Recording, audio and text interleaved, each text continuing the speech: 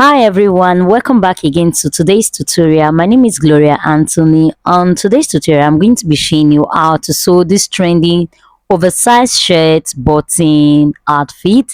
I saw it online and I decided to bring it to this space to show you all how to easily sew this. If you are just visiting my channel for the very first time, you're highly welcome. And also, I just want to say a very big thank you to all my returning subscribers. Thank you so much for trusting this brand. All right then, so let's get into today's business. So the first thing you're going to do is to fold your fabric into two equal parts.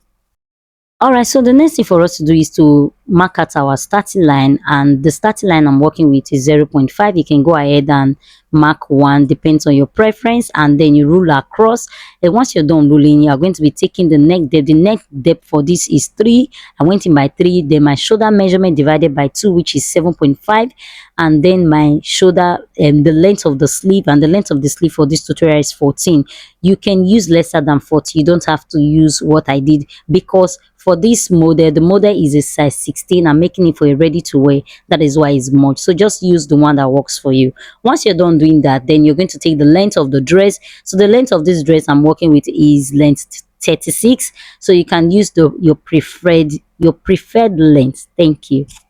You can use your preferred length, and once we're done doing that, we're going to be determining how wide we want this oversized. Remember, it is oversized, so if you are a size 8, you can add 5 inch to your measurement, but the measurement I'm using for this tutorial, I'm using a size 16, and our hip is 43. So 43 divided by 4, so your hip measurement, the biggest part on your body, is what you are going to be using. So your hip measurement divided by 4 plus 5, and what I have there is 15.75. so I had to just wrap it up to 16. So this is me marking 16 all the way down. I'm marking 16 here. I'll go down and mark 16 all the way down, and then connect all the lines to meet each other.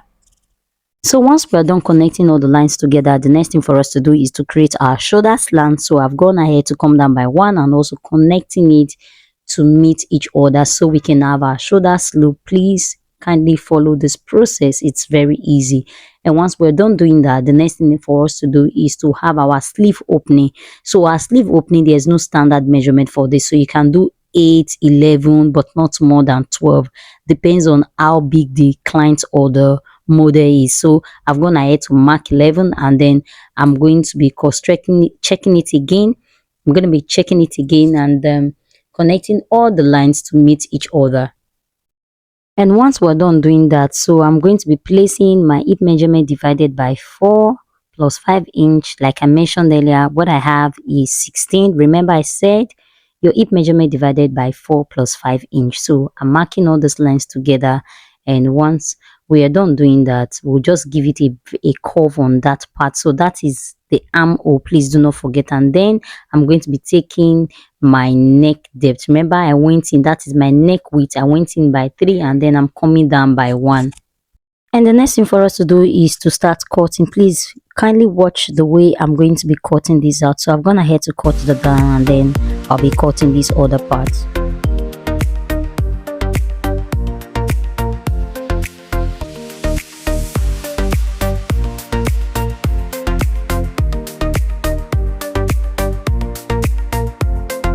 So I'm done cutting the front, so let's work on the back. Okay, so this is our back pattern. So this is what we're going to be working with, and I've gone ahead to fold my fabric into 2. So please kindly fold your fabric into 2, and then mark at this line. So I'm marking at 5. You can do 3, 2, but not lesser than 2. So please, I want you all to pay very close attention to this part, because there was a little change. So I've gone ahead to mark my 5, and then I'm connecting all the lines together. Once I'm done connecting these lines together, I'm going to be marking my starting line. So you might be wondering, why do we need this? This is for the lapel. But if you are not attaching any extra fabric, you can just mark 4 or 5. But if you are attaching an extra fabric, I would advise you mark 2. That is why I said we should all pay close attention to the end of this video, so we'll understand why we later marked 5. All right, I've gone ahead to mark the starting line. So once we're done marking our starting line, the next thing for us to do is to get our front piece. and just place at the mark of the 5 we just marked. So it's not difficult. You just get your front piece. I know I can't place it this way because it's on the other side, so I'm trying to place it on the line. So you just place it on that line. Remember that this 5 inch that we created for the back is for the lapel. So I'm going to be placing it and then just cutting out the shape.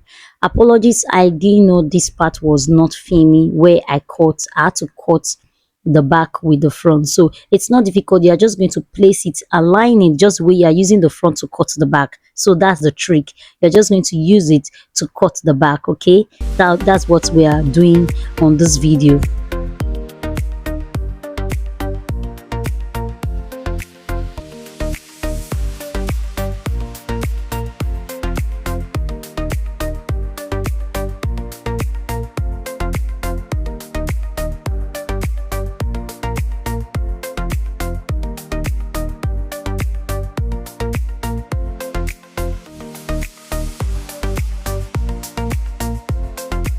So once we're done cutting, the next thing we are doing is to open the back. You open it and then you're going to be having 2 pieces. Just follow the process that I'm doing on this video, and then I'll be taking out the front. So you can see I have 2 pieces. I'm going to be taking out the front, and then you can see it's still the same measurement. So I'm just trying to interchange it so we can work properly on the back. So I'm sorry that part didn't show. So this is it. I'm just trying to place it equally so you guys will understand. So the excess on the back is for the lapel. So right now let's work on the back. All right, so we're going to be working on the neck part. So this is me trying to connect the back neck to the meet the front. So it's really not compulsory, but the neck depth for the front is 3.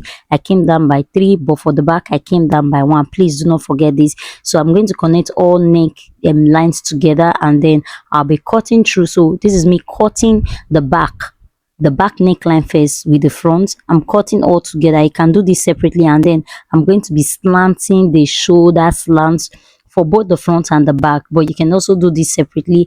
And then once I'm done doing that, I'm just trying to reconnect the front necklines so it will be visible for you all to see. And I've gone ahead to cut it off. And next thing I'm going to be doing is to reshape this. Remember, we did not cut exactly where the chalk is, so I'm recutting it again so you all can see. So once we're done cutting it out, so we're going to be taking out the front, and then we'll be working on the back. So I'm taking out the front and then I'm working on the back right now. And the next thing for me to do is to remark that 5 inch that we went in. The reason why we are remarking it is for us to create a notch. And once you're done marking it to the end, you're going to rule and then take it to your ironing table and iron that out. So you're going, it's more like you're folding your button allowance. You're folding your button allowance and your lapel. So that is the idea. So you're going to be taking it to your ironing table, and I've gone ahead to do that, and then I'm going to be notching that part. I'm going to be notching that part that I folded.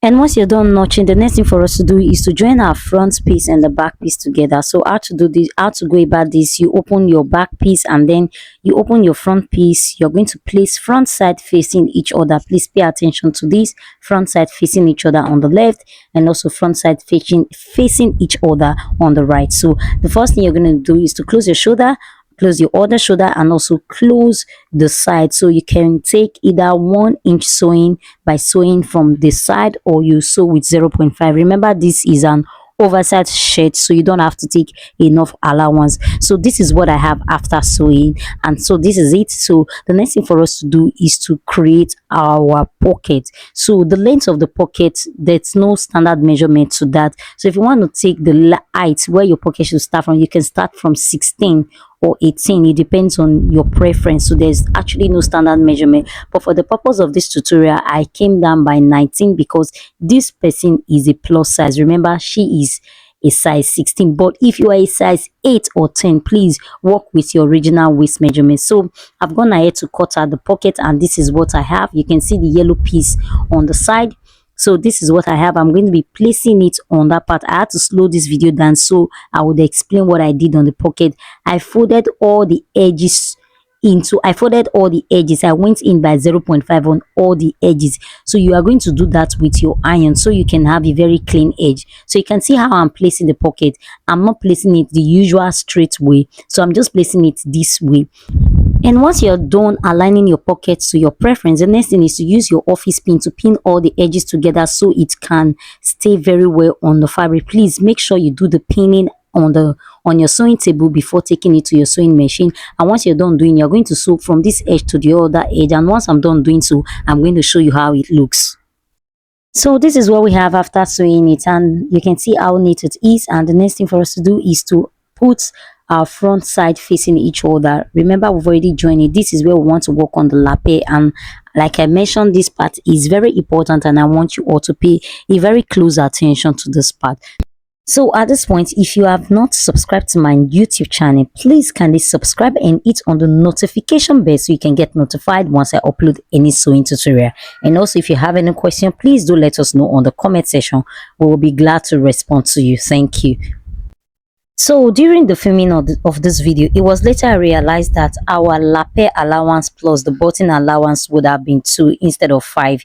That is why I said let's watch this video to the end so would pay close attention to every part that was later corrected. So if you are cutting this for the first time or you want to do a mock-up design, please, your lapel allowance or your button allowance should be 2. So this is me cutting out the excess so that it would not be too much on the style. So this is not needed, so I'm just going to be cutting it out. And if you are wondering how many inch did I take, I went in by 3 and then I'm cutting it out. So this is the fabric I'm using for the lapel, and then I'm just going to be aligning it on the table very well and then taking the front one side of the front. Remember, it's like a shirt, so I'm going to be taking one side. I'd already gone ahead to open the shoulder a bit. I opened the shoulder, so you might have to also do the same. Apologies, I'm taking you back in front on this video. So I opened the shoulder and then I went in by 2 and then I'm tracing the neckline of the shoulder. So you just follow this pattern, you trace the neckline and then you would also go in by either 4 or 3, depends on your preference, to just to get the length of our lapel of what we are using to create that notch edge on the thumbnail that you can see on the video. So this is me, I'm tracing it out and then I'll be cutting this and then cutting 2 pieces because it is 2 sides we are working with. So I'm going to cut it out and also cut the other one and show you the next thing we are going to be doing. So this is what we have, and then you're going to place the front side facing each other and then you go in by 2 and mark, because that is the notch part that we're going to be using for a notch collar. And then you come down and sew by 0.5 and sew from this part to the end. So once I'm done doing that, I'm going to show you how it looks. So this is how it is on the other side of the shirt. You can see the lapel is gradually coming out. So I'm going to be showing you how I achieve this neatly on the other side of the shirt. So the first thing you're going to do is to fold your shirt, and then you're going to be getting the piece, which is this yellow piece that we had already cut out. So you're going to be getting it and placing the front side facing each other. Please pay a very close attention because this video is really long and I'm trying to wrap up on time. So you're going to be placing the front side facing each other and you go in by 2 or 2.5, depends on your preference, and then you sew to the end of that fabric. Is more like a facing. If you are turning a facing on a dress or on a shirt, make sure you sew from that 2 inch that you mark you're going to sew. But before sewing, you're going to be placing your hemi gum. This is to give it a very neat finishing so that when you are ironing, it will be very clean. So I'm going to go ahead and sew and then I'll be showing you how it looks after sewing. So once you're done sewing, this is what we have, and please notch all the edges so that you have that pointed part when you are turning the notch collar. So please make sure you notch, and once you're done doing that, you're going to be placing your stay or your paper, is it called stay or whatever it's called in your country. You're going to cut it out and make sure you iron it neatly. So this is what we have. You can see the short collar is gradually coming out, and you might be wondering why did we have to add stay. This is because we need to have that part firm so it would have a very good structure when you're done. So once you're done doing that, you're going to make sure those edges are coming out very well, and then you will fold by 0.5, and so more like your top stitching, please fold by 0.5, fold by 0.5 on this part and then sew to the end. So this is what we have after sewing our shawl lapel. I'm going to call it shawl lapel. You can see it's really beautiful. The blend of the yellow fabric and the purple white fabric is coming out. So the next thing for us to do is to work on the collar. So the first thing we're going to be doing is to measure from one end of the collar to the other side. So if you go in by 2, you measure from 2 to the other side. And if you go in by 2.5, you measure from 2.5 to the other side. So for me, mine, I went in by 2 and I'm going to be measuring from one end to the other end. So this is how I'm going to be doing it. I'm going to be placing the tape here and then measuring it from one end of the collar where I went in by 2 to the other end. And whatever you get is what you are going to be using to cut the collar. And the next part of the video you are going to be seeing is where I'm showing you how to cut the collar very well. So I have a piece for the collar here, so your piece might be wider and longer, so there's no perfect measurement for that. So you fold into 2 and then fold again. So I'll be repeating this. You open, you fold into 2, you fold into 2 and then you fold again. That is, you are folding into 4. And on the folded edge, you are going to be going up by 3.5. You go up by 3.5 and then after taking the 3.5, you are going to be taking the length of your collar. Remember the length, whatever you have divided by 2. So for me, I have 16 divided by 2. I have 8 and then I'll add 0.5 inch to my sewing allowance. So this is me adding 0.5 inch for my sewing allowance. And on that part, which is the open edge, this part, you're going to be going up by 2.5 and then connecting the lines to meet each other. So you can do a freehand or you take this curve route to connect it to meet each other and then you're going to be cutting through.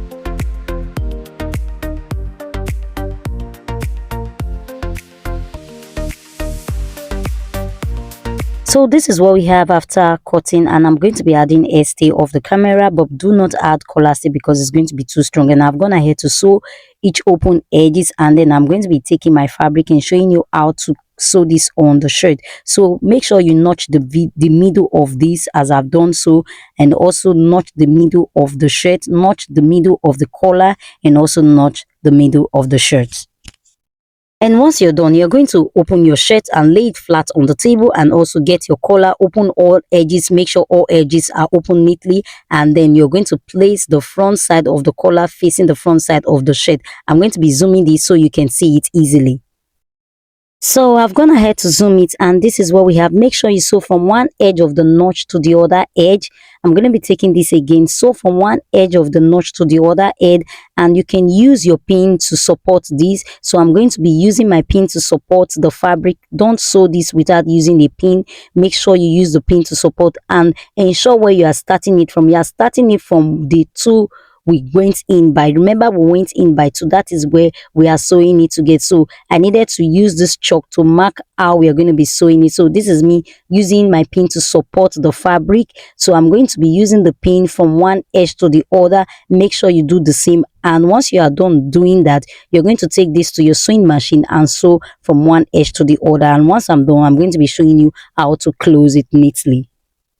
So this is what we have after sewing, and the next thing for us to do is to do the close-up. And to do the close-up, make sure all the allowance from the other side of the collar is going in. And when you are doing this, make sure you sew with 0.5. If you're sewing or you're top stitching, do this neatly. All right, so the next thing for us to do is to fix the button. And to do that, you will place each side facing each other like a lapel. You can see the lapel is coming out, and then you take the length of where you want the button to start with. So this is what I'm doing right now, and I'll be doing this off the camera. And the next part of this video that you're going to be seeing is me putting this on to show you the final look of this shirt notch collar dress. So tell me, what do you think on this video? How does this look on me? If you have any question, please let us know on the comment section, and do not forget to subscribe, hit on the notification bell so you can get notified once I upload any sewing tutorial. And thank you so much for staying to the end of this video. My name is Gloria Anthony. See you on my next tutorial. Bye.